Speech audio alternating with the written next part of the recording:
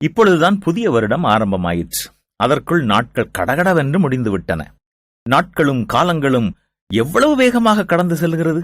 நேரத்தின் அருமை என்ன, அதன் மதிப்பு என்ன, ஒரு வருடத்தின் மதிப்பு என்ன என்னவென்று அறிய இறுதித் தேர்வில் தோல்வி அடைந்த மாணவனை கேளுங்கள், சொல்லுவான். ஒரு மாதத்தின் மதிப்பு என்ன என்பதை அறிய மாத வருமானத்தில் குடும்பம் நடத்தும் விதவை தாயிடம் கேளுங்கள். ஒரு வாரத்தின் மதிப்பு என்ன என்று அறிய வாரப்பத்திரிகையின் ஆசிரியரை கேளுங்கள். ஒரு நிமிடத்தின் மதிப்பு என்ன என்று அறிய ரயில் நிலையத்திற்குள் நுழையும் பொழுது ரயிலை தவறவிட்டவரிடம் கேளுங்கள். ஒரு வினாடியினுடைய மதிப்பு என்னவென்று அறிய ஒலிம்பிக் போட்டியில் வெள்ளிப்பதக்கம் வென்றவரை கேளுங்கள். இன்று அநேகர் காலத்தின் அருமையை அறியாமல் வீணடித்துக் கொண்டிருக்கிறார்கள். பணம் சம்பாதிக்கவும் அதை செலவிடவும் திட்டமிடுவதைப் போன்று நேரத்தை எந்த விதத்தில் செலவிட வேண்டும் என்ற திட்டமிடுதல் நல்லது. கிடைக்கும் நேரத்தை நமக்கும் நாம் வேலை செய்யும் இடத்திலும் மற்றவர்களுக்கும் பிரயோஜனமாக நாம் செலவிட வேண்டும்.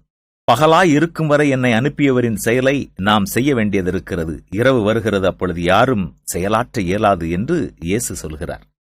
இயேசு இந்த உலகத்தில் மனிதராக சுற்றித் திரிந்த போது நேரத்தை செலவழிப்பதில் எவ்வளவு கண்ணும் கருத்துமாக இருந்தார் என்பது இந்த வசனத்தின் மூலமாக நாம் அறியலாம். எந்தவித பாரபட்சமும் இல்லாமல் எல்லோருக்கும் ஒரு நாளைக்கு 24 மணி நேரம் மட்டுமே கொடுக்கப்பட்டுள்ளது. கொடுக்கப்பட்ட இந்த நேரத்தில் நாம் எவ்வளவு நேரம் பிரயோஜனமாக செலவிடுகிறோம் என்று நம்மை நாமே ஆராய்ந்து பார்ப்போமா?